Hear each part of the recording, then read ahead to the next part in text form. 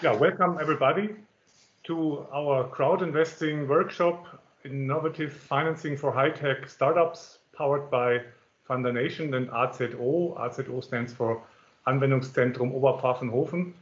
I'm happy to have you on board. Of course, this afternoon our competition is the hot weather, and I'm happy that you join us for this workshop. In order to not lose time, I would immediately start. But before I start, I must mention that we will record this session, and everybody who wants to be anonymously should register via Microsoft Teams on an anonymous basis, so that's possible. Well, and that's it for the beginning. I would like to introduce the agenda to you. First of all, I will give you an introduction into crowd investing. What is the procedure? What are the advantages? And after my session, there is the possibility to ask questions. I will come back to this, how it works later on when we are there. And after every session is the possibility to ask questions. After my session, we will have Joe Bender, CEO of Soliplus, a company that shares its experience of crowd investing with us. After that, we have the investor's perspective by an active investor who is also active in crowd investing as well as business angel investing. It will be very interesting to learn from the differences. And we will learn how it is for a startup company to have an investor on board and a business angel investor on board. So this is also a very interesting session. And last but not least, we will have Thorsten Rudolph from AZO, who is our partner and host of this event, giving us the information about the Copernicus and Galileo Masters. And there is a prize also to win. And also he will summarize this session and will end it up. Said this, I would like to share my presentation with you. Well, I would like to introduce the crowd investing platform. FunderNation is operating two crowd investing platforms, FunderNation.eu and also REC-Square.com. And we talk about REC Square today because REC Square is the first European crowd investing platform focusing on digital and tech companies enabled by the new space revolution. That means we are focusing on space tech, and this is unique in Europe. There is no other crowd investing platform. Another USP of us is that this crowd investing platform is managed by a team with a long-term experience and with a deep knowledge in venture capital investing and in capital markets. So Uli Fricke and Dr. Bernd Geiger, the founders of FunderNation, they have a more than 20 years long experience in venture capital, operating a lot of venture capital funds. And by the way, also the first space tech venture capital fund for ESA, the European Space Agency.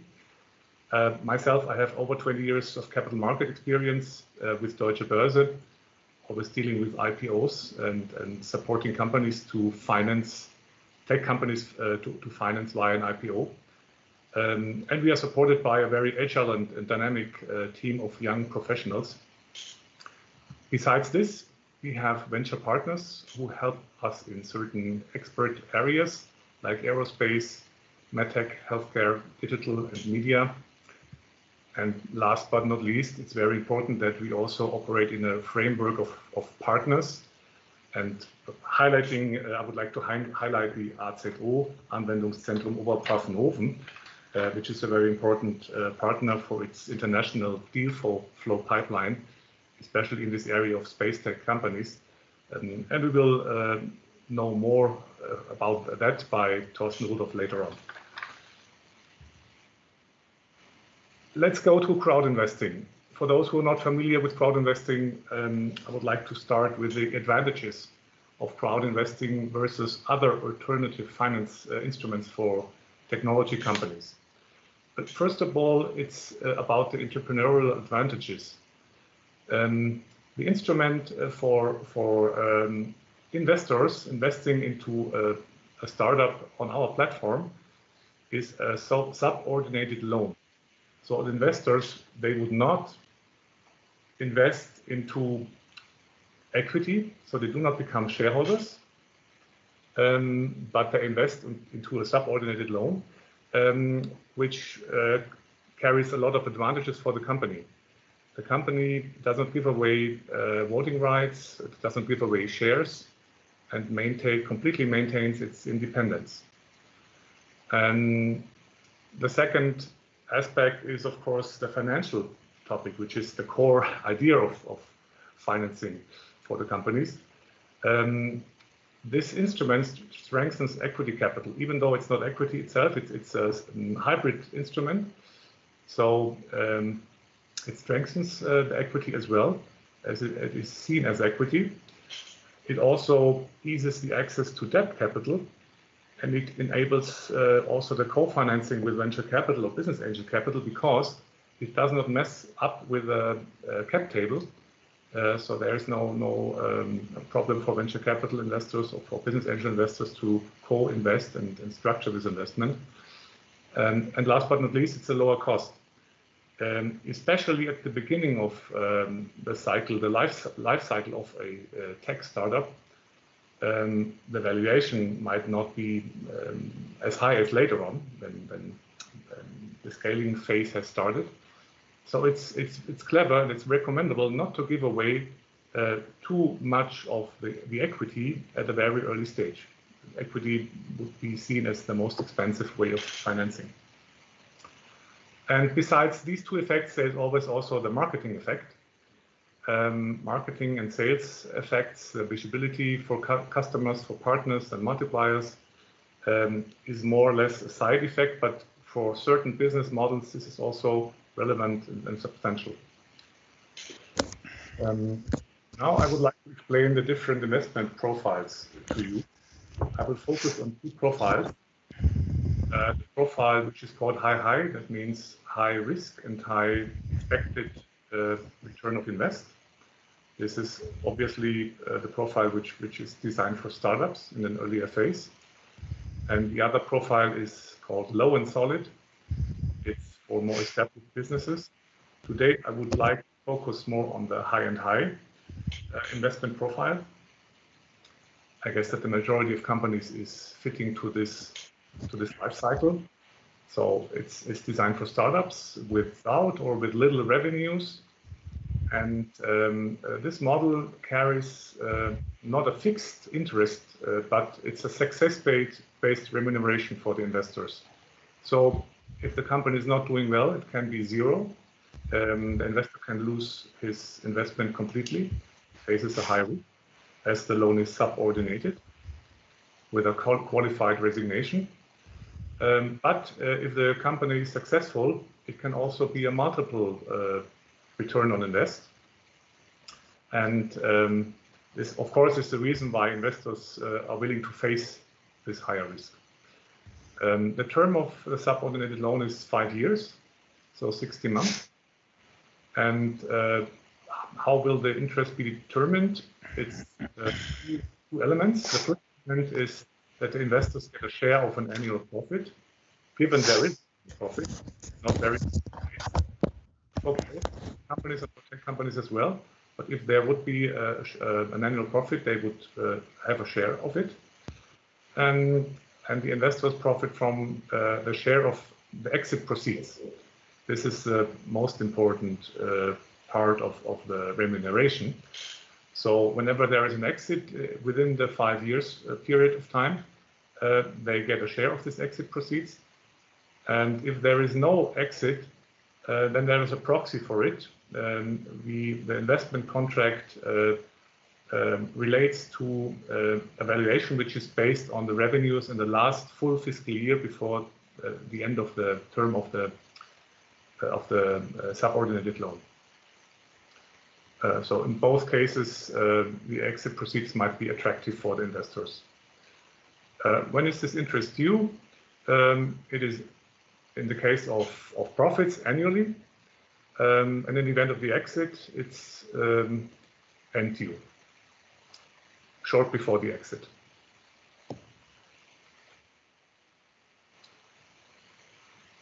Then I would like to introduce you to the procedure and the timetable of a crowd investing. Crowd investing is a little bit like, it's like a mini IPO. Fortunately, it's not the efforts is not that big as if you really did an IPO, but you also have to prepare a crowd investing. The preparation time is about 6, sometimes also 7 to 8 weeks. So after we would start this joint effort, we would start with a planning workshop. This workshop deals with mainly with an investment story. So this is the most important thing, that we work on the investment story from the perspective of the crowd investors and the business angels. And subsequent on that, we plan everything else. Of course, there's a lot of marketing and communication work to be done. The documents have to be refined in order to be ready for going public, for going live. Going public maybe is not the right term, for going live at our website. After this work is done, we start with a friends and family campaign. That means we do not yet go public with the website, but we start to raise capital within the network of the company, friends, family, business partners, also business angels, which Foundation can approach, in order to test whether what we have designed is really working and is successful. And if it's successful, which is in the big majority of our projects, it is like this, then we go public and start a public campaign, which can take up to 90 days. So the total time of such a project is about 4 to 5 months. I would like to briefly introduce you to our services. Of course, we act as project managers for this project, which is important, that we really do not take, that it does not take more time than described before. We very much like efficient projects. As I said before, we look at the business case, at the investment story, and of course we give feedback and analyze it during the cooperation. A big part of our service is, of course, the provision of the online platform and the technical execution of the investments. So everything is done online. This is the reason why crowd investing, or our crowd investing via RSC Square or Foundation, has not been affected by the Corona crisis last year. This is just a side note. And of course, we assist in the contract area and the regulatory area. We deal with the BaFin. We can support or provide the companies with contracts or agreements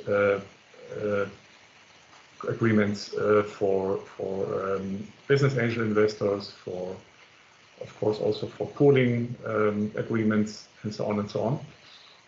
And the biggest and most important part, of course, is the marketing part. The marketing to the Foundation network via various channels like social media, email, press, of course, is important, events. And of course, we give analysis and reporting about what we have done and what is successful and what is not successful. A short comment on our business model, our remuneration. We'll keep this very short. We also are success-based remunerated. The placement fee is in between 4 to 8% of the funding volume, and depending on the size of the funding volume, the higher the size of the funding volume, the lower the percentage. There is a retainer payment of €1,900 per month. during the preparation time, and there is an investor fee of 0.5% per year. More important is what the company has to contribute. It's important for me to introduce you to this because sometimes there is a little bit of misunderstanding of this concept. So it is not that the platform is doing everything. Instead, the company has to contribute in order to reach the success. This is due mainly to the factors that in capital markets and in financing, trust is the most important thing, and to build trust takes a lot of effort and it takes also some time. Losing trust is very easily done overnight. But building trust must be done by the company. So of course, Fundination will do an active communication and marketing, but we will always be the platform, and the investor will always look at the company itself and at the founders. And so it's very important that also the company contributes to the communication. A professional website is needed. There must be an active investor communication. There must be done marketing, online marketing as well on the company's behalf. We need a pitch video, which is also an important element of the communication. And of course, we try to monitor this via a weekly web call meeting with the company and tick off what has been done and well, demand for things which have not been done. This is important to really reach reach the financing which is asked for. Looking at the timetable, yes, I'm good in time. Briefly give you an introduction to success cases. You could have a look at them, of course, more in detail on our website, either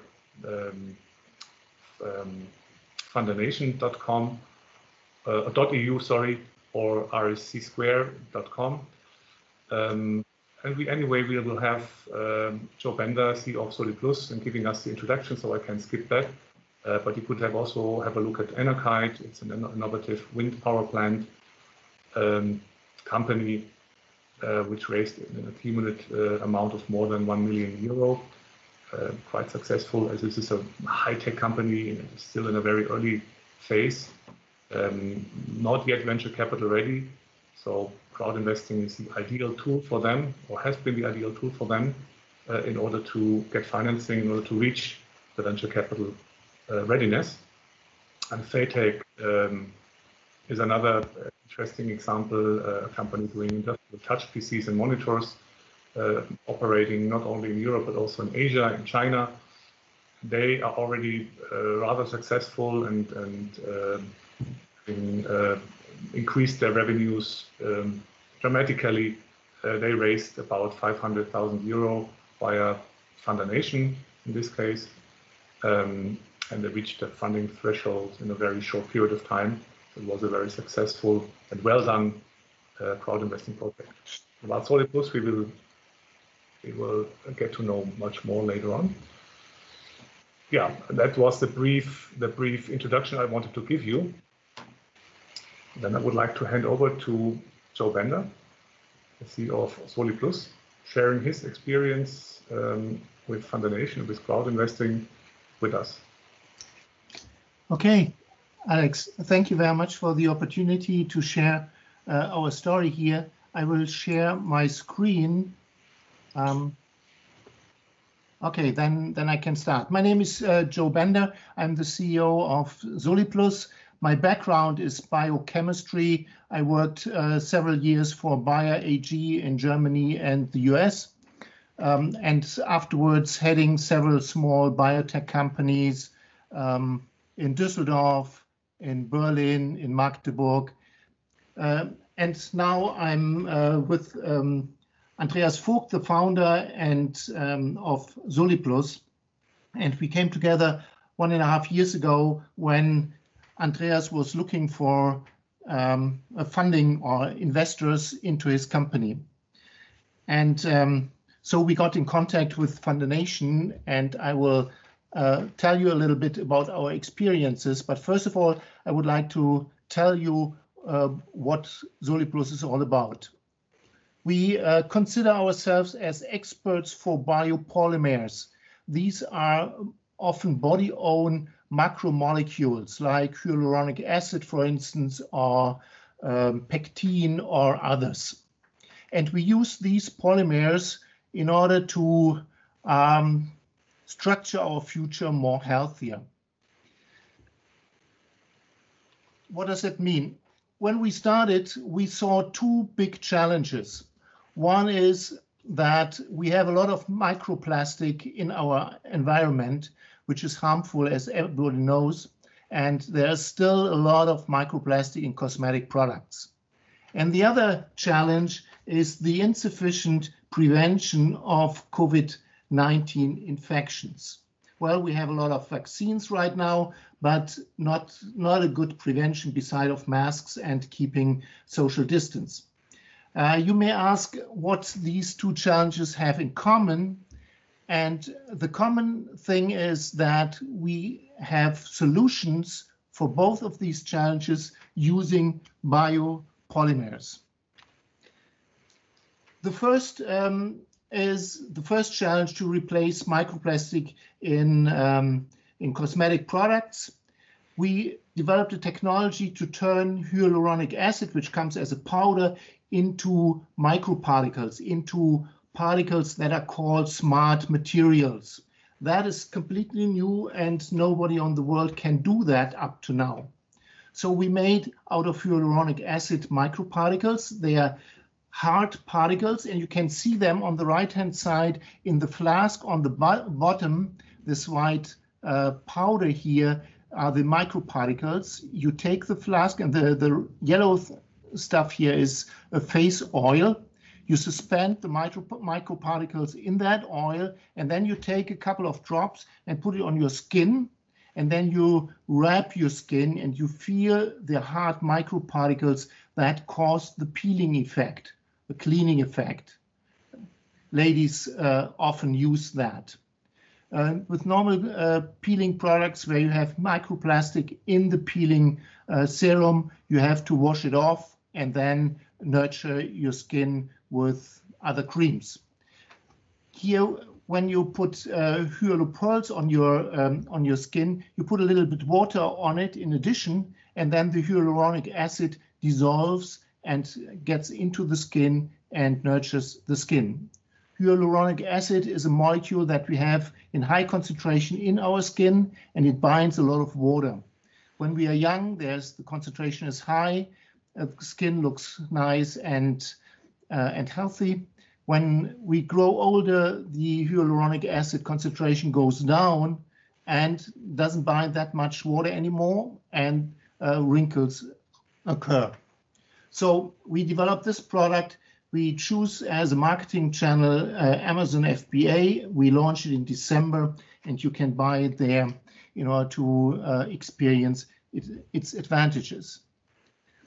The second solution for preventing viral infection is related to another micropolymer called chitosan. Chitosan comes in the shells of sea animals, and it also is available from mushrooms. For a long time, it is known that it has strong antibacterial and antiviral effects. It's like a shield that spreads on our mucosa cells and inhibits the docking of the virus, as you can see in the picture, to the ACE2 receptor. So we had the idea to put chitosan in chewing gums, bonbons, and teas, and the chewing gums were launched in April this year under the name Go-Be-Do by a company called Ascom, a chewing gum producer.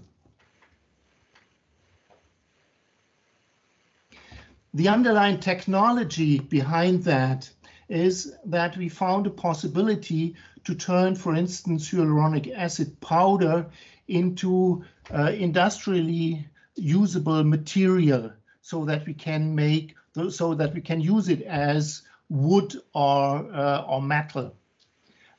So we are able to make microparticles out of it, films, transparencies, gels, and solid stuff. And of course, that gives us the opportunity for completely new and innovative products. This was up to now not possible when you try to solve hyaluronic acid in water. You get, with the 2% solution, you get a very viscous solution. So that was the problem, the hurdle to use hyaluronic acid for other products. So we showed that we can make microneedles out of that. As you can see here on the right-hand side, we can use them for painless vaccination when they get loaded with vaccines, or we can put them into wound dressing or wound pads made out of pure hyaluronic acid, so that these wound pads don't have to be removed from the wound afterwards. Or we can make implants out of it, screws and nails for orthopedic implants. So to close the introduction to Sulliplus, I show you our pipeline. As I said, the peeling product and the chitosan gums are already on the market. For the rest, we are looking for collaboration partners, wound pads, microneedles, or orthopedic implants. We are in contact with medtech companies in order to help us to do the preclinical and clinical development. Now, concerning financing goals and the process. Our goal was to raise 2.1 million euros. And in the first step, the public funding society, MBG, Mittelstandsbeteiligungsgesellschaft, and the investment bank put together 500,000. And then in the second step, in close collaboration with Foundation and MBG, we raised most of the rest. MBG gave 750,000, and via the crowdfunding campaign, we raised 509,000 euros. So that is not the total sum of 2.1 million. A little bit is missing, but we hope that we can compensate via our starting sales. Our goal with this whole process was to have little dilution, a small board, and keeping decision power. Exactly what Alex told in the beginning. We are 4 people in the company, and we all had experiences with large boards where investors, not very deeply into the business, decided what to do and what not to do. And I remember several board meetings, and they were a hassle. We had to beg and to convince the investors that the way we wanted to go is the right one, and that was cumbersome. And therefore, we said, well, we don't want that anymore. We want to keep the decision power. And with crowdfunding, we found an instrument that exactly delivers or guarantees the region of these 3 goals. So we started with a term sheet in August, mid of August last year. A couple of days later, we had the kick-off workshop, very close to that what Alex just described. Then we prepared the documents and the campaign with video, etc. And then we started a 3-step campaign, so to speak. Family and friends started at beginning of November. A week later, we opened the campaign for the public, and 2 days later, we were already sold out. So 300,000 euros. Oh, yeah, I forgot to mention our original goal was 300,000 euros to raise via crowdfunding. After 2 days, that sum was reached, and we decided to increase the funding maximum to 500,000 euros. It took a couple of days until BaFin agreed to this. but then 4 weeks later, at St. Nicholas Day, we closed the campaign at the 6th of December. So that was pretty fast. And what were the success factors behind that? First of all, FunderNation is very experienced, competent, and very appreciative. So they supported us with all our questions, with all what we needed. So that was an excellent collaboration. We took a lot of time to straighten our strategy, to make it clear and easy to understand to the public. It doesn't make sense to have a product that nobody understands. And therefore, we think that is one of the key issues. We had all necessary documents digital in order to make the providing process easy. And we had a very professional promotion video. But the most important thing is the intensive preparation of our own network, talking to friends, to family, to earlier colleagues, and spreading the news. Ralf Böttcher, our CFO, and we were able to raise 2/3 of the whole funding sum via our own networks. And that is absolutely important to think and to decide on a strategy how to do that upfront. So the conclusion that we are drawing out of this experience is that crowdfunding is a very recommendable solution for investment volumes smaller 5 million euros. I think if you go for 10 or 20 million, then of course you need classic investment companies. FunderNation provides a good platform, but it's only a platform, it's the stage. And the success comes through a clear message and high self-commitment. I think that is very important. If you don't activate your own networks, then it takes longer and you might have more difficult to be successful. And last but not least, these are the 4 people. Andreas Vogt is the biophysicist and the inventor and our main scientist, together with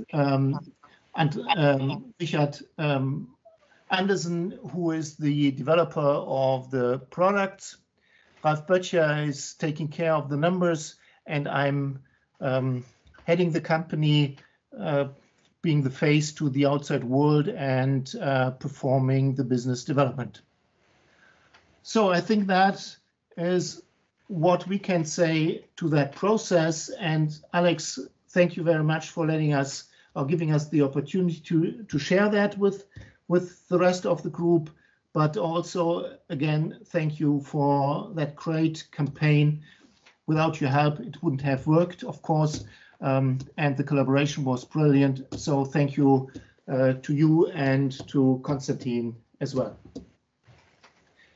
Questions? Thank you very much, Joe, for this very authentic consideration of yours. And I think you highlighted really the right consequences of your experience. And yeah, now is the arena open for questions again. So if you have a question, you have the chance to directly. Yeah, there is a question. I can see it. Beckmann, so please go ahead. If you briefly would. Okay, I have a question to Mr. Bender. Mr. Bender, you raised about 500,000 euro with FunderNation. Is that correct? 509,000 to be precise. And you did it in a short time, so I assume that you have higher tickets were invested from investors, or can you tell me anything about the spread of the sold investments into your company? Yes, of course. The majority were small investments with 100, 200, 500, maybe 1,000 euros. But we had a couple of friends who were so fascinated by our ideas that they gave 25,000 euros. And the biggest ticket was from a company in Flensburg. They invested 50,000 euros. Okay. And what was your contribution to the campaign? So you provided every background information, but the process was initiated by Funder Nations. I did not enter in the meeting today, so I'm not so familiar with the process. Can you explain what you did and how you prepared the campaign in advance before you start? Well, when we got in contact with Funder Nation, it took a while until we have decided to go with Funder Nation because we had other options. But as I said, our main goal was to keep the boards small and low dilution. We followed Funder Nation's plan, of course, but we prepared or we adapted our business plan. We spent money on the video, and of course we discussed our strategy, how to present the company forth and back for these 4 weeks or 6 weeks of preparation. And Ralf Böttcher and myself spent pretty much time into this in order to make the message as clear as possible. Yeah. With focus on something that would raise the interest of normal people, so to say. So COVID-19 is a big issue, and microplastic is a big issue. Mm-hmm. And here we have a possibility to overcome 2 issues or 2 challenges with one technology. And that was our strategic punching ball, so to speak. Okay. Yeah, thank you for the introduction and for the explanation. If I may just add on that. Yeah, I'm in a similar situation to prepare a funding campaign.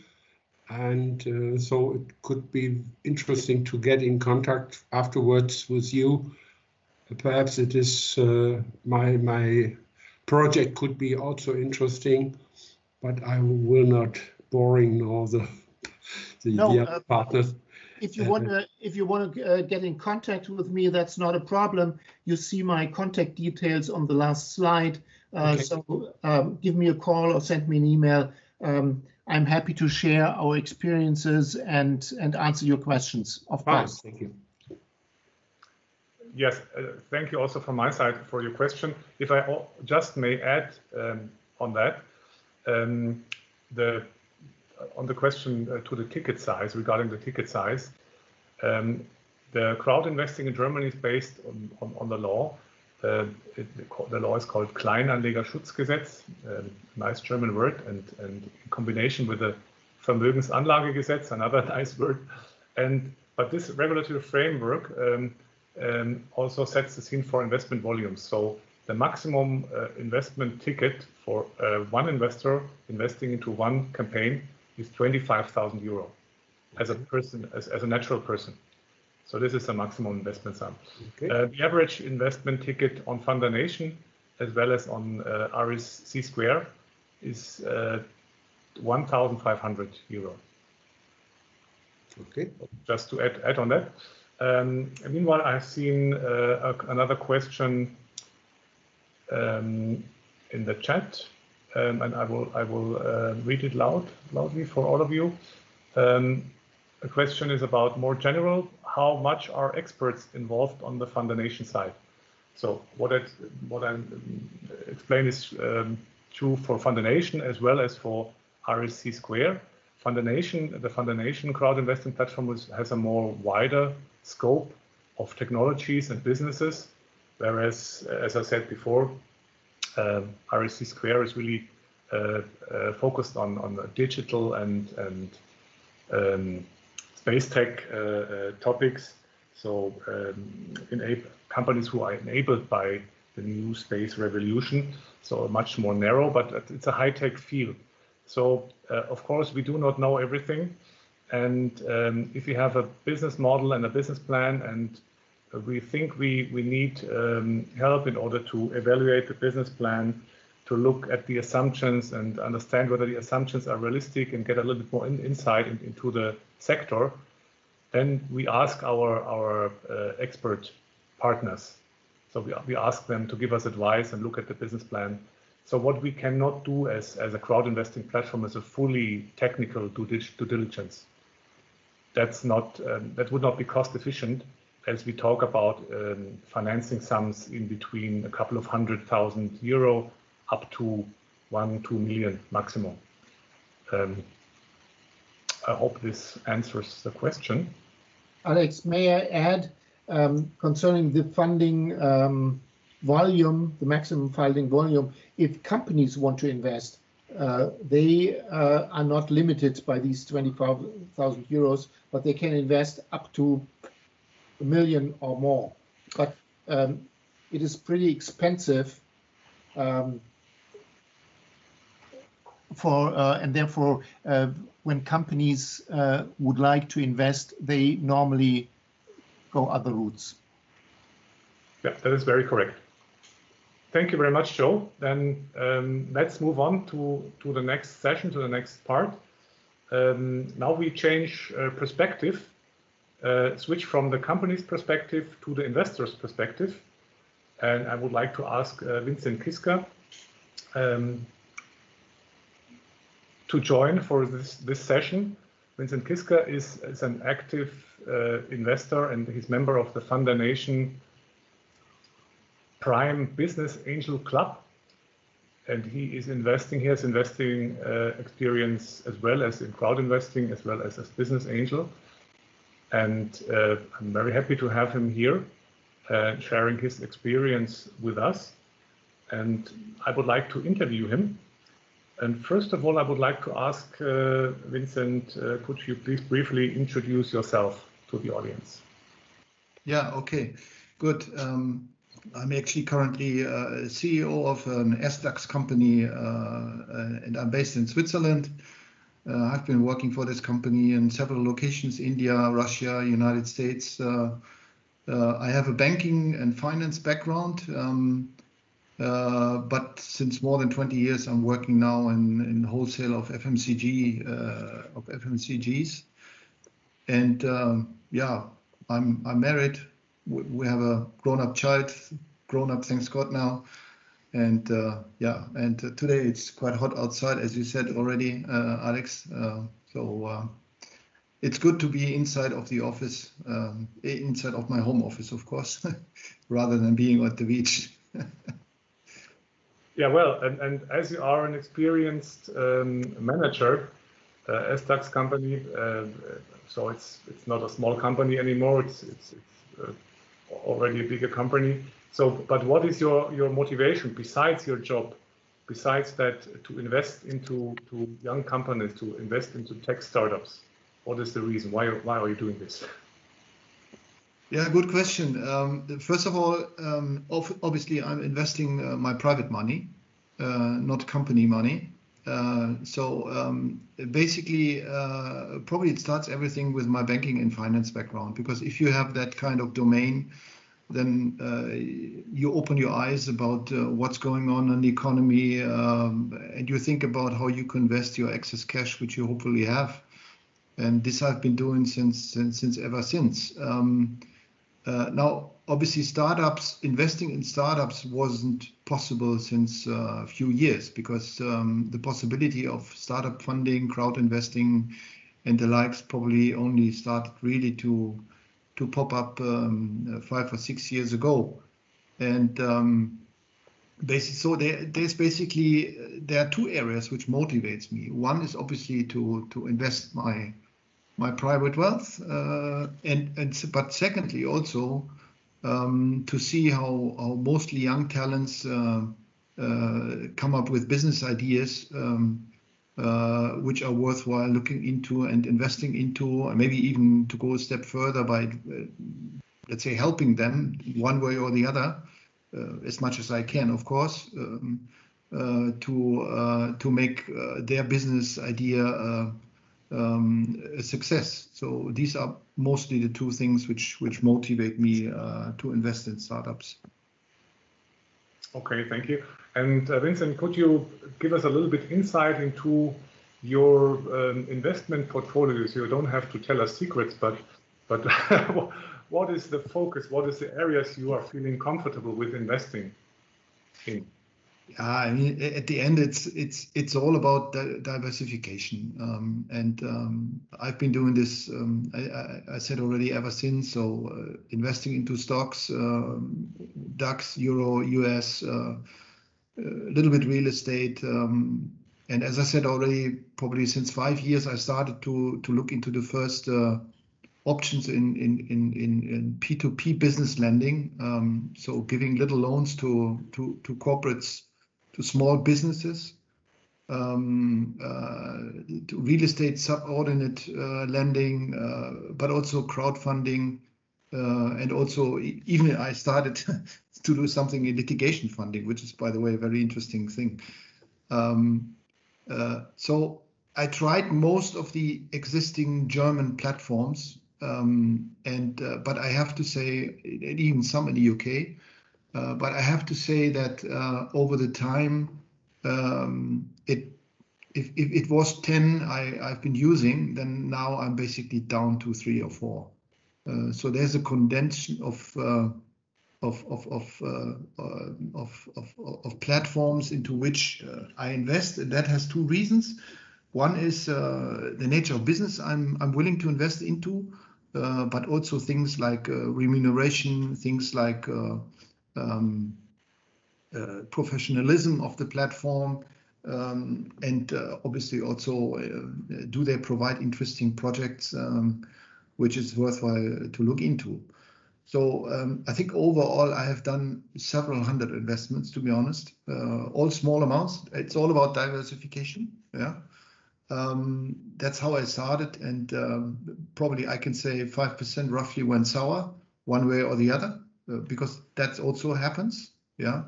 But again, high diversification, and probably I'm in average something between 3,000 and 3,500 euro. But I should also say that I have done significant investments into individual companies. The largest was close to 33,000 euro in one ticket. And the maximum per one company is close to 100,000 euro. So really quite significant. Interestingly enough, I just closed one deal with a kind of aerospace tech company. That's also our topic here. Very recently, it was on the platform. I think still is on. No, it used to be on the platform of FundaNation. Interesting project. They're using basically geodata to help agricultural farming to improve and gain efficiency in the way how they do things. Very interesting. And by the way, I'm also an investor in SoliPlus. It caught me this plastic microplastic issue is an issue. COVID was not so much at that point of time on the radar. I think you came later with this additional business idea, if I recall. But I'm an investor, and again, it's close to the average of everything. Okay, thank you very much. That's very interesting. And now, could you briefly explain us your view and on the business proposition? So, what is your demands versus the companies and the founders? What do they have to fulfill?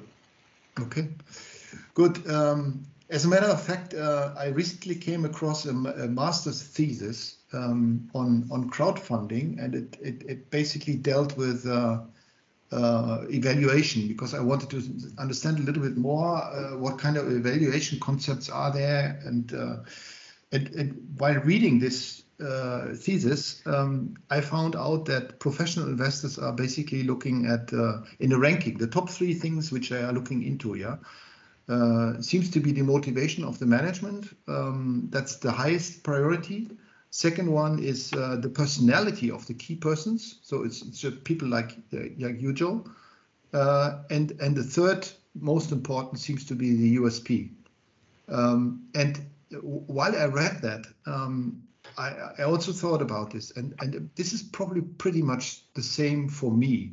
So the first impression of the promoters, are they sympathetic? Are they open? Do they know what they are talking about, as long as I can even challenge that or even judge it?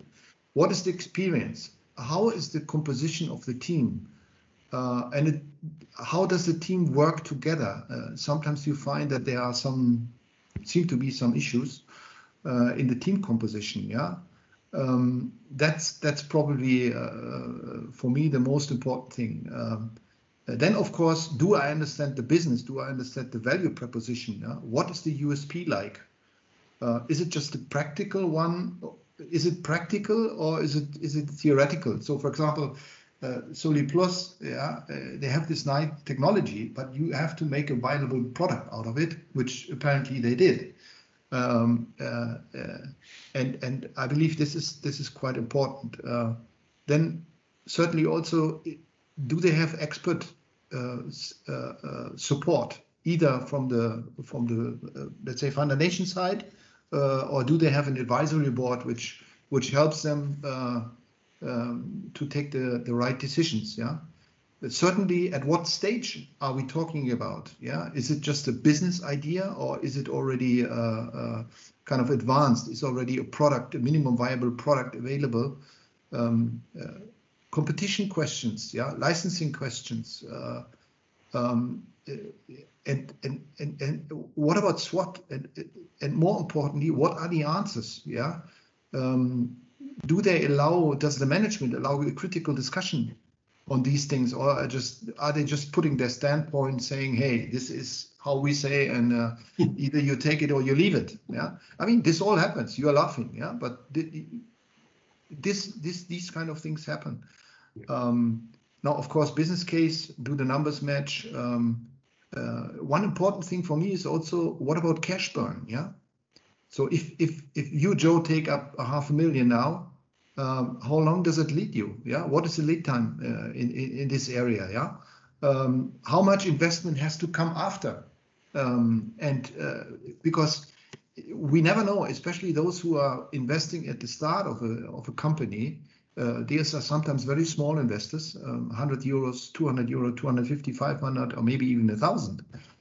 They might be triggered by the idea, but if the thing gets, let's say, a little shaky, do they still stand behind the company? Question mark. Yeah.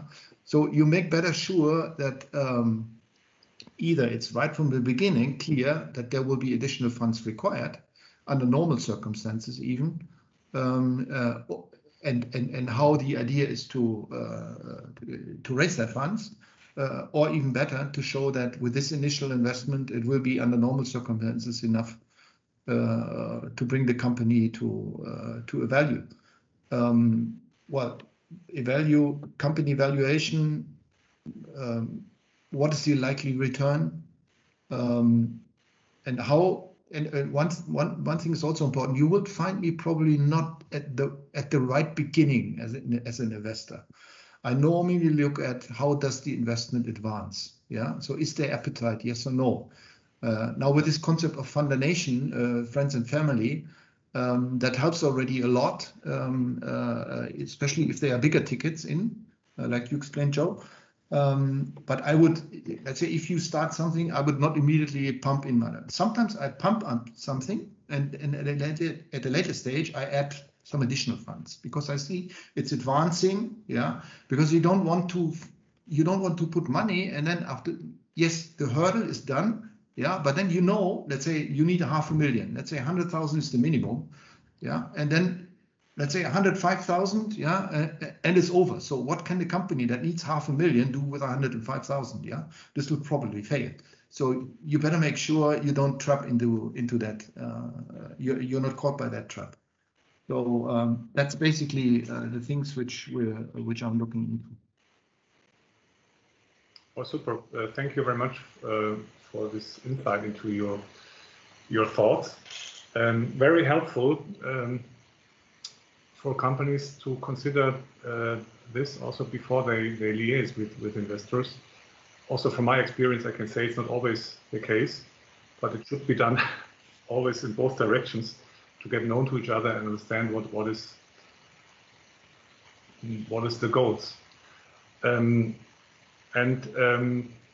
Vincent, as you are investing as well in the crowd investing, as well as investing as a business angel, so both the equity side as well as the subordinated loan. So could you tell us from your perspective, what are the differences in those two types of investments? Both before an investment, what is different? And also after you have made the investment, what is different? Mm-hmm.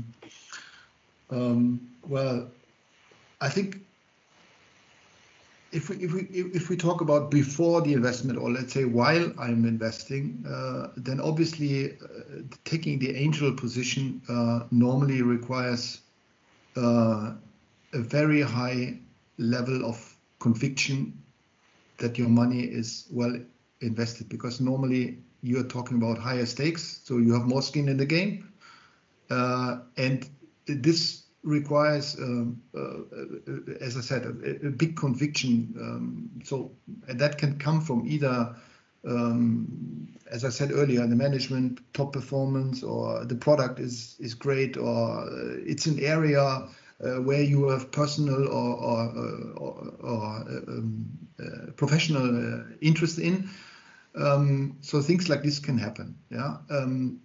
If then you are invested, then obviously as an angel you take a more active role than you would probably do as a normal investor in that area. And the role, the active role, is of course outside of corporate function. That is very clear. So I would never, even as an angel, I probably would never ask to be in some kind of advisory committee or things like this, unless the management would ask me, and unless I would be able to really contribute to, let's say, because of my business know-how or whatever. You know, this one case where we will be meeting early July. That's certainly something different in this case. Yeah. But the advisory function, after you have been asked, but without being paid, yeah, because at the end what you would like to do is you would like to secure your own investment. So support the company with advice on demand, or even by own initiative. But important is that the manager of the company and the angel are well connected. So you really have to feel that there's a kind of common sense and a common understanding. And an angel certainly takes also a more holistic role. Yeah, it can be as an industry expert or a dedicated role just for specific areas. That also happens. Yeah, for example, if a company has a great technician, but it's short on know-how for finance issues, and their finance know-how might be required because of the next funding round or whatever there is, then of course that is something where as an angel you could take a preliminary role, again without being paid, to help the company to gain its targets.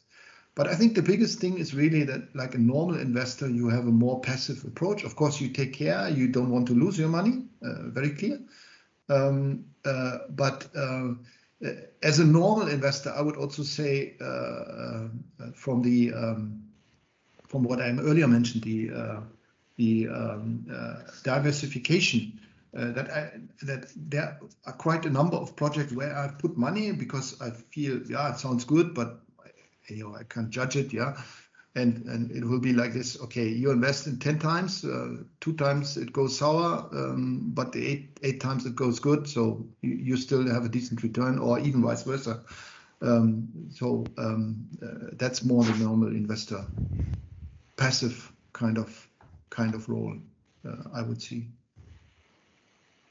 Okay, thank you. Could you tell us some secrets now? So you said that a part of your investments turned sour, and this is due to the risk, of course. But what are the don'ts? With your experience now, what are the don'ts before funding?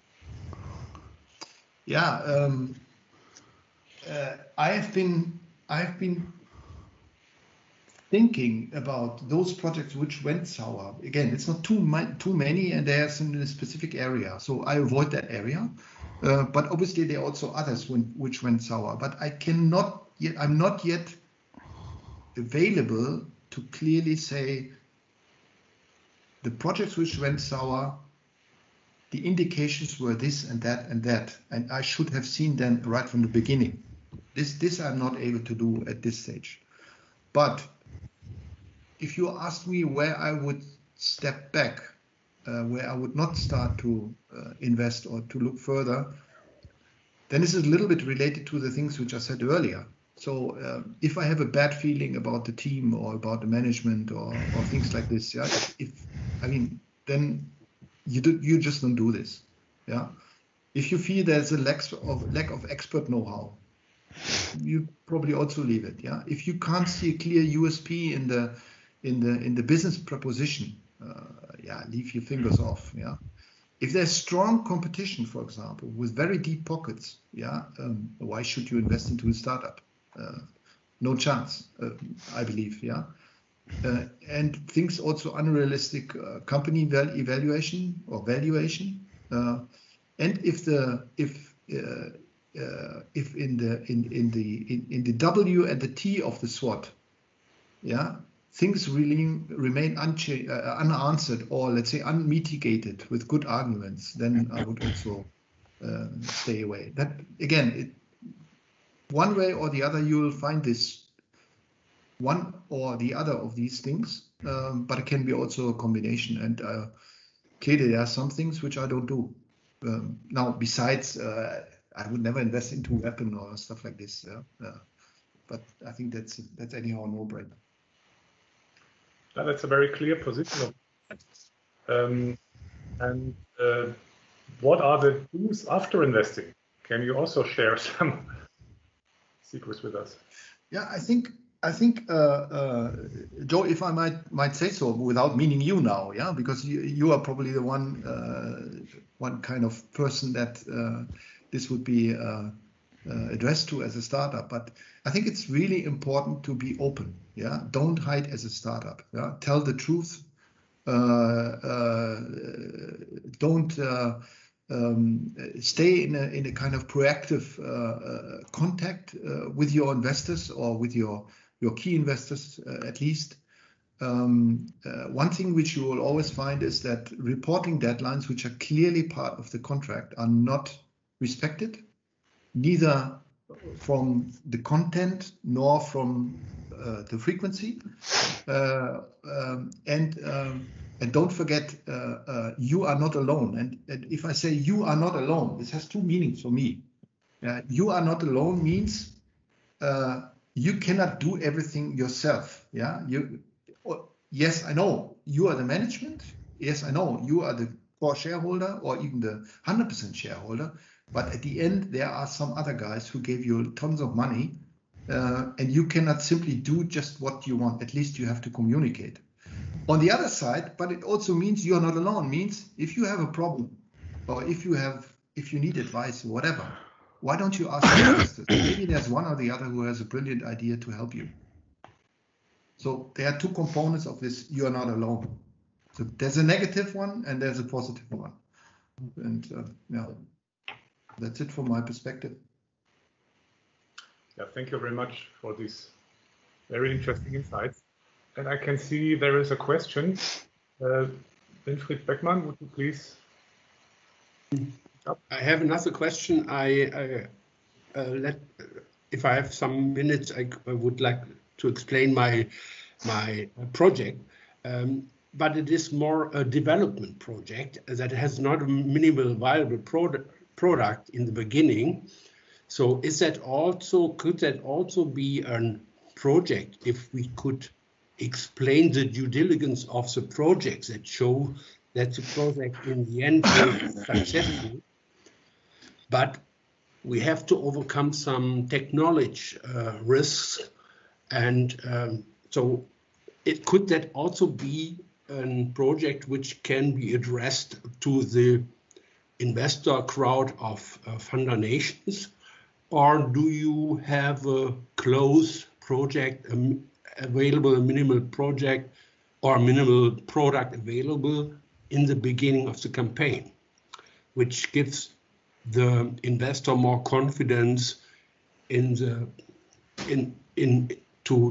judge if that project or that investment could successful. So what we will do is, or what I will do, I will solve the hen-egg problem of hydrogen in Germany by creating local demand for hydrogen, and we will refurbish used ICE sprinters, Daimler-Benz sprinters, together with several partners we have, or I have included in a team. There are 4 universities, IKA Aachen, who already electrified the Daimler-Benz Sprinter coach together with the Aachener Verkehrsbetriebe in a battery system, and we will now add a hydrogen tank and a fuel cell inside to expand or to extend the daily traffic. And we will run that project then as a prototype, even in the area where hydrogen already today is available. And that is also in Germany at the mega hubs. And there is also ÖPNV, public transports, who have smaller buses for regional traffic. And so we asked the Regionalverband Cologne, they have 50 of Daimler-Benz Sprinter buses already in use, and we could interest them in that project. And so what we now will do, we will develop a prototype of that Daimler-Benz Sprinter bus for about 100 million euro. And we have this for universities, TU Chemnitz, IKA Aachen, IAA Aalen, and another one, and the PEM, that is a cluster network of hydrogen sub-supplier in North Rhine-Westphalia together. And we have some other German companies, that is Baumüller Systemtechnik. He's an electromotor drivetrain company. The owner is Mrs. Baumüller-Söder, the wife of Mr. Söder from Bavarian. And we have also some other companies, and we asked for ElringKlinger and Bosch PowerCell to deliver their first fuel cell in that. So we have, in fact, the team together. The problem is that I need the money to order the universities to bring their technology expertise in that project, and I will form a Scrum team, which then will develop that system, because we need it very soon. We need to have the prototype in the market to roll out that project, then also to other client target groups in other areas. And we will then expand the business by addressing that platform system also to transport purposes, to get fleet companies as DHL or Amazon use that, or then we will expand that business also to passenger cars, to address that to Uber taxis in that area, because all they need hydrogen, or they can use it because that can expand the daily traffic up to 1,000 kilometers. And that can then bring the process into a mass scale product. So we think, in fact, we can produce a first prototype sprint for 100,000 euro in a small series of up to 1,000 units. And then I will increase a franchise, and we will address the German car sector, service sector, to become our franchisees, and then that are our unique point of sales. So that is the idea, but we need to roll out to create the franchise. In the end, a project between 3 and 5 million euro. So that is the idea. So, Winfried, thank you very much. International business. Thank you very much. I think this is an interesting project, and is a good example of how we would approach that. This is a technical topic that you are absolutely a very technical topic, and I think not so easy to digest in a very short period of time. Absolutely, so this you is have to case which must be to dig in the details and looked at. And if you approach Fundination, we of course would look at it, and of course in this case we ask our experts who are experienced in the area you're in. And of course, in order to approach investors, such a case should be formed into a digestive way, that an investor can easily detect. So Vincent told us about his prerequisite. How would he invest, and what is his investment focus? And the job of a platform is always, of course, select companies who have an attractive business model, but then it's the job to match the communication so that I'm very thankful that Vincent talked so openly about his requirements. And that is always helpful to translate the business model of companies so that it's understood and that it's digested, and then there can be the further steps. Anyway, thank you very much for having the chance to present that project. Perhaps I can give you a smaller presentation to get into further discussion about. I think that is a very good approach. Vincent, do you want to add something? Well, it's difficult to judge because it's apparent that one would need much more information to really think about it. My gut feeling tells me that with this idea you would be entering into a market which probably has already quite a number of others. Now the big question then is, what can you do better than others? And others probably is people like you, but it's certainly also, let's say, industry professionals that are maybe specialized on mobility and are looking into things like this already. Again, I don't know this market. The idea to exchange, let's say, diesel engines by electricity motor has the problem of the lifetime of the battery. That's very clear. There are concepts with this, what it's called, range extenders.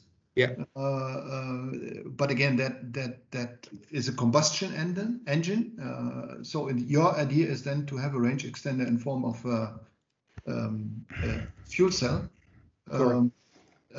Sounds good. We replace the loading by the load of the battery and the reduced capacity of the battery by the energy coming from the hydrogen in the tank. And that also enables to have a higher daily traffic, because you can charge it within 5 to 10 minutes bus, and then you can run it. And for sure, I understand what the question. What we have a lot of expertise in the German market. All the OEMs do this, but the problem is they will produce new cars, and for new cars you need much more manufacturing sources. You need production lines and so on, and you can only invest that in a business where you have a higher mass of demand. I don't want to interrupt you. And I think before we get into detail, I think there is a better platform to discuss this than this workshop now. But thank you very much for introducing your business proposition to us. And I think the best way to approach is approach Fundination, and we would have a first look at it. And then what we also very often do is we also not only ask our expert network, but we also ask associated investors if we think they have expertise in a certain area, and we ask them, and they help us to have a better look at propositions. That's the way we do it. So I wanted to go on with Vincent and ask him a last question. Oh, this was the last question. We already asked this. So if there is no other question from the audience, I would thank Vincent very much for giving us his thoughts and so openly, very helpful. And I would like to go to the next part now. Last but not least, it's Thorsten Rudolph. I would like to ask and to introduce the AZO to us, the host of this workshop, and of course tell us about the Copernicus Masters, the Galileo Masters, and the prize companies can win, and how does this relate? Yeah, thank you, Alexander. And first of all, thanks a lot for this interesting discussion. So yeah, very good insights and very interesting, I believe, not only for me, but also for the audience. Yeah, my name is Thorsten Rudolph. I'm Managing Director of AZO. We are located at the aerospace site in Oberpfaffenhofen. This is 30 kilometers west of Munich. And our business is commercialization of space technologies. So we run a very successful business incubator in cooperation with different partners. The main partner is the European Space Agency, but also other partners like the German Aerospace Center, DLR, Airbus, Ariane Group, and Fraunhofer Society. And during the last 17 years, we supported more than 190 companies in our 2 years incubation program. And our experience is that many small companies or early stage companies have a problem to get the first funding, and this was the main motivation for us to cooperate with Fundination to build up a crowd investment platform for space, ARIS T-Square. And here we want to give support to not only the startups of our incubator, but also to other startup companies, but also scale-ups from our international network. When I'm talking about international network, we run a different innovation platform for the commercialization of space. 2004, we started with the Galileo Masters for satellite navigation. Here we motivate people from all over Europe, from research, small companies, but also professionals, to come up with their business ideas and product solutions, and to describe them in our database, and to get support from our network to develop business plans and to set up companies and to get the first funding. So we created an ecosystem for innovation for space-based business. And I want to present today a prize which we offered together with ARIS, the ARIS crowd investing prize within the Galileo Masters. So here we are looking for business cases, products, and solutions based on satellite navigation for different industries. This could be products for the mobility industry or in the health area, logistics, but also in the automotive industry. And we support these innovators with funding. As you can see here, we have an overall prize pool of more than 850,000 euro. And we also support these startup companies with an incubation prize pool. That means that companies will get access to funding to be supported in an incubator of their choice. To apply for this competition and to apply for the ARIS crowd investing prize is very easy. You can click the apply button and then you can register on our database, first name, last name, email, and the password, and that's it. And then you can start to describe your business case, your product, your solution. And but you have to select, first of all, one of our main prizes from our institutional and industrial sponsors. So here you have 8 prizes and you have to select one of them. And then you have to select one of the regional prizes being sponsored by the European Commission. And if you want to take part in the ARIS crowd investing prize, you have to click on the Bavaria button, very important. So if you want to have a look what is in the box, if you want to participate in this prize, you have to go to Galileo Prizes, you have to select Germany, you have to select Bavaria, and then you will get a description of the rewards of the Bavarian prize. And the main prize here is a crowd investing campaign, which is being paid by the European Commission on the ARIS crowd investing platform. And here the winner challenge has the opportunity to raise up to 500,000 euro and to get support from the Funder Nation team in the creation of the business and financial plan and to prepare also all necessary legal, contractual, and regulatory documents which are needed for the crowd investing campaign. And in addition to that, and this is also very important, the winner can benefit from the marketing and communication package, which is being offered via the ARIS platform. And yeah, then can start his journey on this platform and can present his marketing and communication materials, which also includes the company video presentation. As I already said, the participants and also the winner of this challenge has the opportunity to win the overall prize of the Galileo Masters. This is a prize of around about 10,000 euro cash.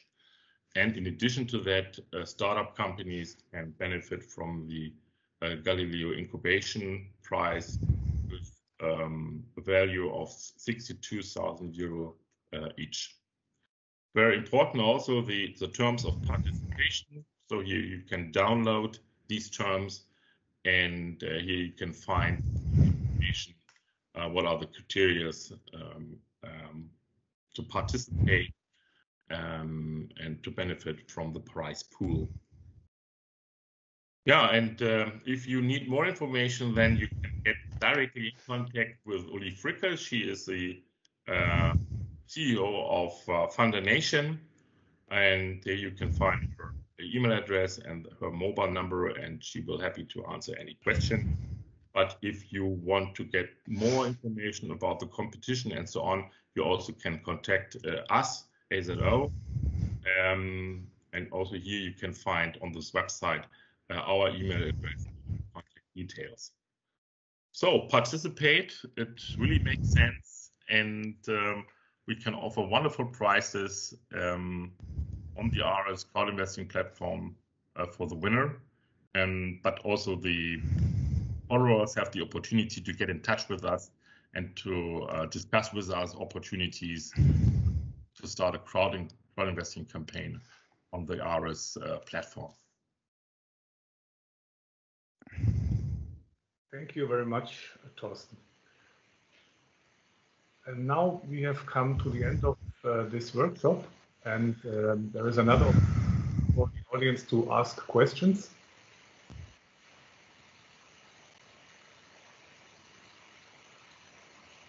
So I can see no questions in the chat room, and I can see no participant raising his hand.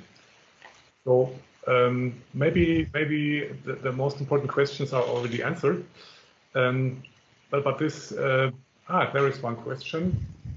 Michael Stardenings, please speak up.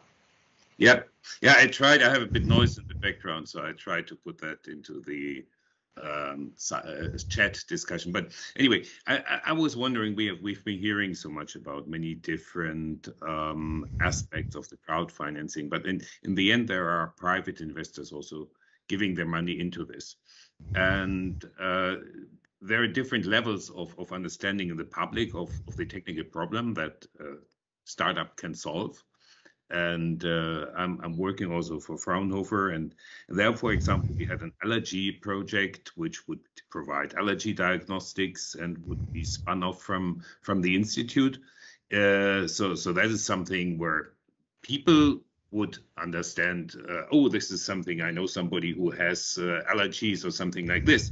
But technical experts often are having prejudices about what these things can do or not do based on recent experiences, versus a technology project, which is like the hydrogen story that we heard earlier, which is not so intelligible to the people, but just has some kind of green touch.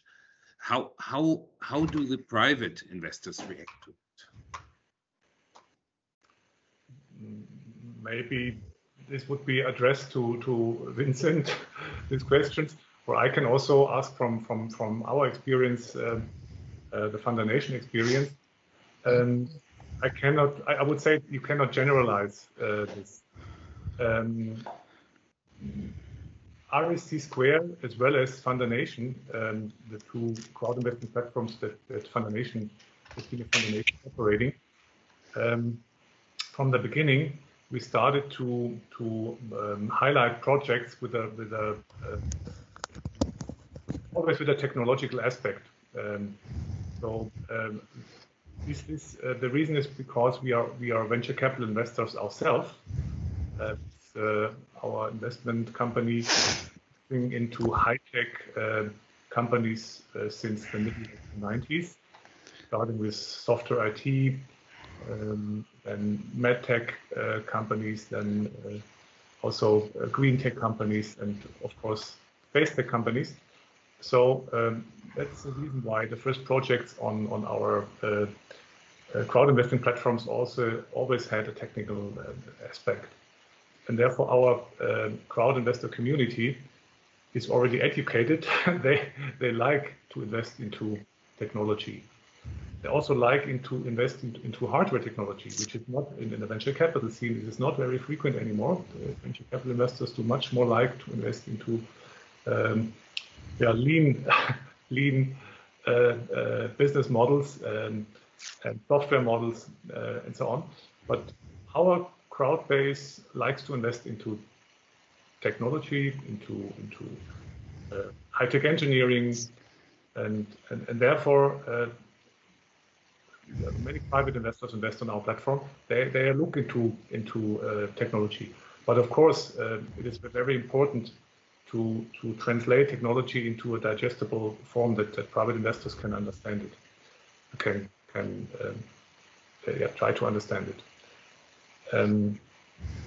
this is not generalizing private investors in general. I think other platforms have different approaches, different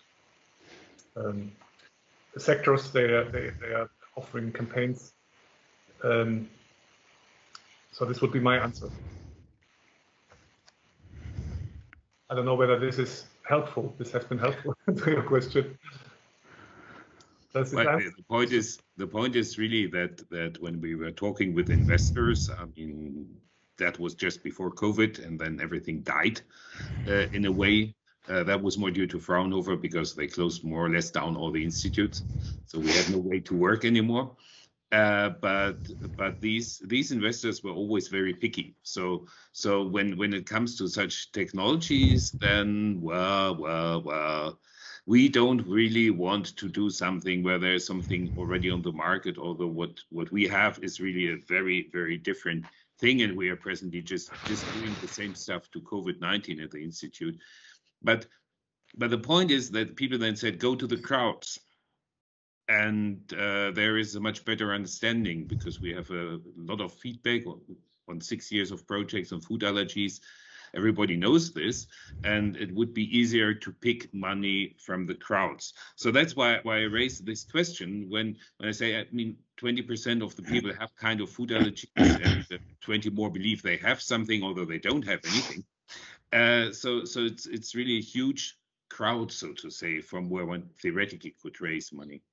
Well, the interesting, if I may answer again, the interesting feature about the crowd is that the private investor, he is independent. He does not have an investors committee. He does not have big institutions behind his back asking for double-digit return on invest. So he can decide himself. So there are more degrees of freedom.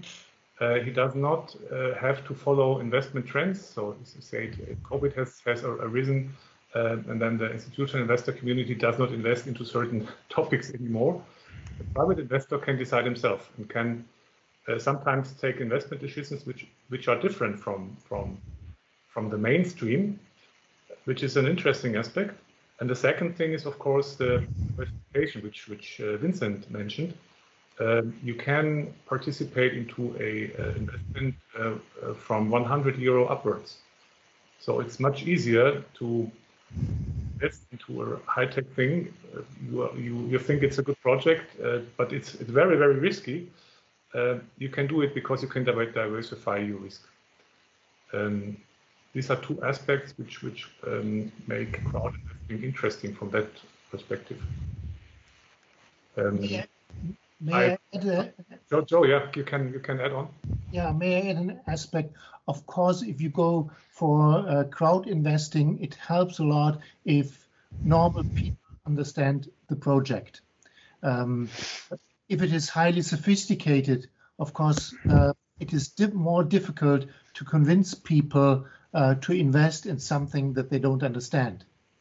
That is a big challenge that crowd investing has. When you go with a high sophisticated technology to a professional investor, then he normally has experts at hand in order to judge on that technology, and then it might be easier to go with them. But Alex, you have also examples in your portfolio where for instance, the high-tech laser technology was successful with crowd investing, even if it is sophisticated technology. And then, of course, it relates very much to, do I trust in the management of that company? Do I have the feeling that they would be successful in what they are doing, even if I don't understand completely what they are doing? Yeah, thank you for your comment. That's true. Vincent, you would also like to add on this? Yes, certainly. I think I have some experience with spin-offs from universities, and mostly they are technology driven, yeah, in one way or the other. Maybe some. There's also one which is more let's say, on the HR side, but most of them are technology driven. And I strongly believe that it's much, much easier for this kind of startups to raise funds from from the crowd instead from, let's say, financial investors. Because if you have an appealing kind of slogan, let me call it like this slogan, yeah. For example, talking about Joe's business, yeah, avoiding microplastics or avoiding emissions or whatever. Yeah, there are many, many people, including myself, who might say, hey, that's a new technology. It comes from a university, so there is some kind of quality proof behind to some extent. Yeah, and I'm willing to invest here as part of the society. I'm willing to invest, let's say, $100, 200, 500, whatever. Yeah, and if it's gone, okay, fine, it's gone. Yeah, it's no issue for me. It's gone. Yeah, but a financial investor, yeah, first of all, they will never look at such small tickets. Yeah, they usually have the problem. They need to get rid of their funds, and they sit on tons of funds. And the problem is they can't give you $1 million because for them it's too small. Yeah, they need projects which are viable where they can put 10 million, 20 million, 100 million, or maybe even more. So therefore, I think it is much easier to raise enough funds from the crowd instead of, let's say, professional kind of investors. But Alex, you're probably better positioned to confirm or disagree to what I said. Thank you very much, Vincent. I just can confirm, and it's much better if it's very authentic if you share your thoughts on that. There is another comment, maybe Simon Drake. Would you also like to add on this? Yeah, can you hear me? Yes. All right, cool. I've met Thomas Dawson before. I wear different hats, and I'm going to weigh in on your conversation in a really direct way. But first, I have to explain the hats I wear. One is I'm the co-founder, managing director of a company called Space Ventures Investors, where we raise our own capital off what I call retail investors, which are pretty much the kind of investors that go onto crowd equity platforms and crowdfunding platforms. We've also did a spin-off company. So I wear another hat where I'm the one having another startup, and that's part of an ESA BIC. So I've been through this process of starting another company, a spin-off, a new piece of technology, and trying to work out finding new customers and finding new investors. Back to Michael's question about when you have this kind of allergy detection technology as a spin-off from the Fraunhofer Institute, and finding small investors because you're too small to get the big investors. And what Vincent was saying, I think, was correct with the large investors, that it's just too much paperwork to do anything under $1 million or $5 million. And I think that's a bit of a zeitgeist, when the world's printing money, that's a nice problem to have, but it doesn't help you when you have a great technology idea and you can't find funding. So how we got about it at Space Ventures Investors is it took us years of doing pretty much basic B2C marketing to build a mailing list of investors. So we keep in contact with them, they keep in contact with us. Sometimes we forget to send them a newsletter, and sometimes we don't. Sometimes we bombard them. But the most interesting thing I've found is you have to build that audience. And if they're interested in what you're offering, they will stick to it. And the most interesting thing from a sales point of view is you have to be active in building that audience, because they're not going to come to you. Very rarely they do. So it goes back to almost just straight up B2C marketing. If you want to position a new company with a new product, it's a spin-off, you have got to find the investors. It's just like any marketing campaign. But the good news is smaller investors are a lot more aware today. They're a lot more educated. The internet gives them so much information. So you find that the investors that come your way, they've done their homework before they get to you. That means that they're almost pre-educated, so you don't have to just push too much of the concept on them. And I think that's the good news with what's happening at the moment is you've got to go and find these investors, but when you get them, they've actually been trying to look for you at the same time. Somebody who might have worked in pharmaceuticals or biotech said, you know, I'd like to seed fund my own company, but I don't have the time. And they'll start looking for interesting companies that fit what they know best. Most people don't invest outside of their own expertise. So my mailing list of investors aren't going to be interested in your pharmaceutical product and vice versa. But the good news is there are people out there, they're looking for investors. And the hard thing is, like anything, you've got to go out and grab them. That's it. Thank you, Simon, very much for your words of encouragement. No, that's very true. And also, it's matching also our experience as Fund Nation. Yes. I can completely confirm your statement. Yeah, but one more thing is it is now getting really competitive to get these investors, because if you look at the younger generation, and I'm going to use a really crude example, you know, like Robinhood trading, crypto trading, whatever your thoughts are on the values of these things is for another event, all right, with a 2-drink minimum. But the availability of investments has just been blown wide open, and a lot of people they have so much choice of where to put their money. And I think what we're going to see is a collapse in certain investments that aren't really investments. And hopefully after the big party and the hangover, then people will start to realize, you know, they want to invest in real companies. They want to invest in real companies run by real people who have a real product and real intellectual property. So I think we should all just stick to that, and bear in mind that you've got to paint a picture of what your product is and how real it is compared to all the, you know, fairy stuff. Yeah. That's going crazy at the moment. Real products, not only ideas. Yeah, you know, back to hardware, you know, back to software. Simon, Sam, thank you again for this comment.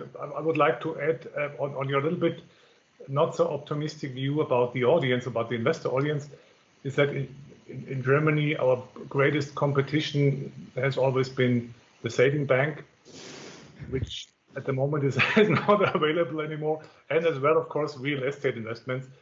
And I just see many more investors being interested into investing into real value creation, also investing into companies, than before. So the trend is uprising, and this is a good trend. It is a really good trend, but there's a lot of competition out there for the investment spend. And that is the hard thing, is to try and get people's attention. But I think the investors get mature. Like what I did 20 years ago as an investor is completely different to what I do now. Mm-hmm. You know? May I add also that there are differences, local differences. It looks like that in Germany, at least, crowd investing becomes more and more popular. But in Austria, for instance, I talked to a person, and he said, well, this is completely unknown.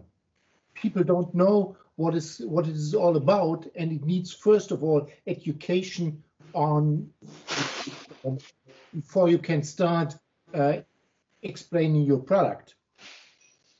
I don't know how it is in Switzerland or in other European countries, but at least that was a voice that I heard from Austria.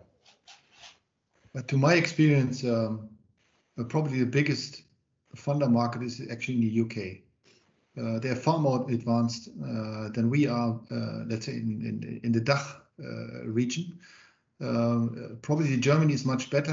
I told you earlier that I've been looking at, let's say, most of the platforms that are available, of different nature, of course, addressing different investments. However, there are some strong ones in Germany, but I would guess, and I said I've also put money in the UK into platforms. It takes the UK platforms far less time to raise funds compared to the German ones, at least the average German. There are some others which are very big, and I think it's time. It's part of this educational process. Yeah. Back in, like Alexander said, the typical German would invest his money on either you leave it sitting on your bank account, and you can see with this negative interest rates and inflation how it gets less, or you put it in a savings account, which is probably the same, or you have an own property, whatever. And you spend your money into reducing your debt into your from your real estate, and maybe some shares and stuff like this. But I think the UK in that aspect is far more advanced from an educational purpose, but also from the attitude compared to us in central Western Germany. So we can only gain in the DACH region, I'm sure. It's also to do with regulation, because yes. I've looked at the yes. Years ago I was looking at making a Arcis a space equity crowdfunding platform. And so I looked into the regulation of where to do it in Germany or the UK. And at that time, the UK was ahead of the US as well. So right to BaFin.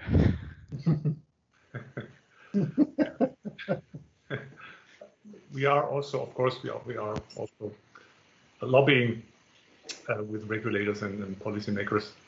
I think that what you said comes true, not only for crowdfunding, also for other risk financing methods, equity financing, and so on and so on. There's a lot to do, but the good thing is that we are on the right track, I guess, and the potential is there, and we have to realize it. Do I see any more questions on our topic?